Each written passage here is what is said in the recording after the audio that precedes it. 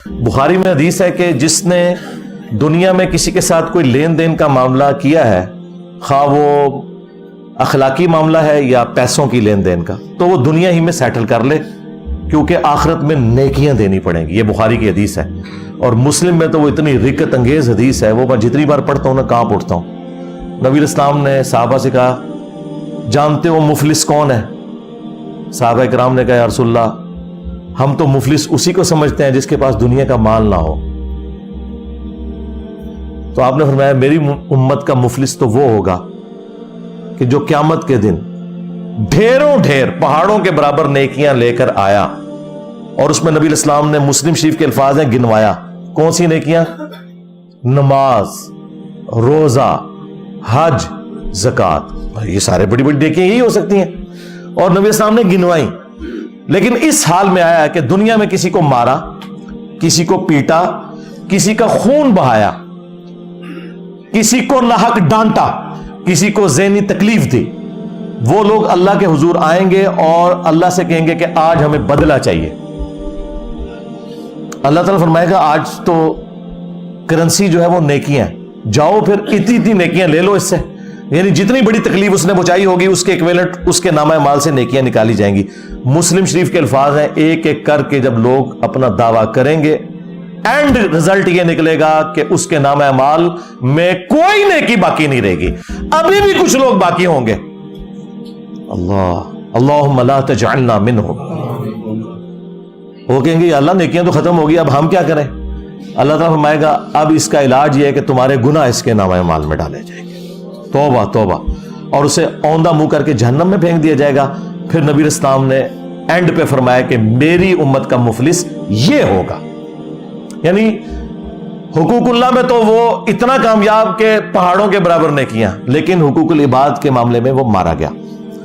اب اس میں طریقہ یہ ہو سکتا ہے کہ آپ معافی مانگیں، ہاں آپ نے معافی مانگ لی،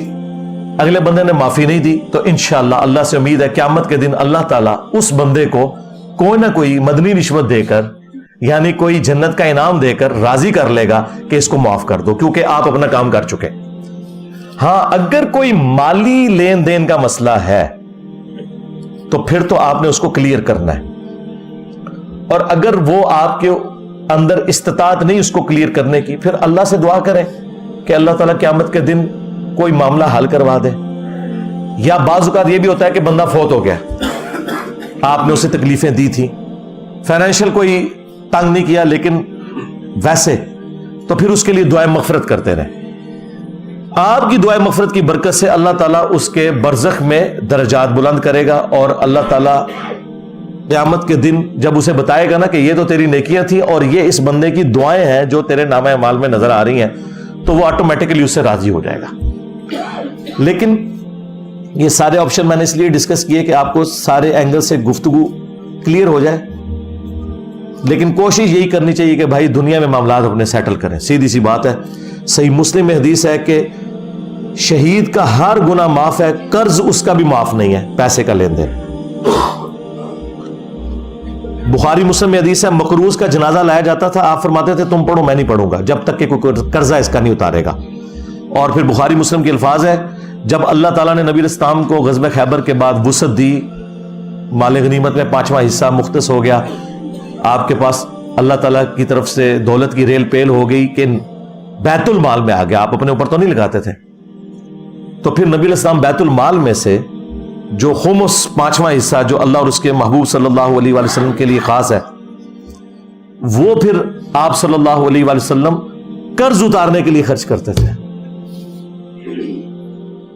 اور پھر آپ آیت تلاوت کرتے تھے، النبی اولی بالمؤمنین من انفسہم وازواجہ امہاتہم،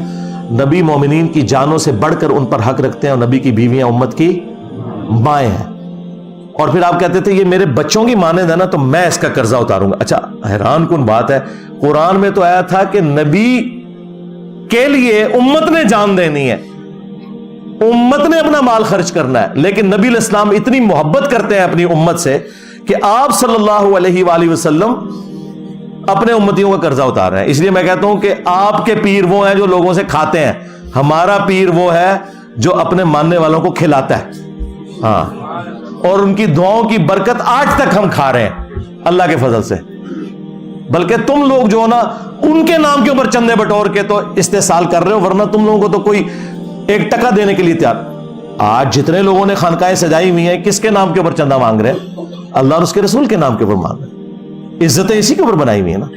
تو نبی علیہ السلام کو جب اللہ تعالیٰ نے وسعت دی تو پھر آپ علیہ السلام خود قرض اتار دیا کرتے تھے.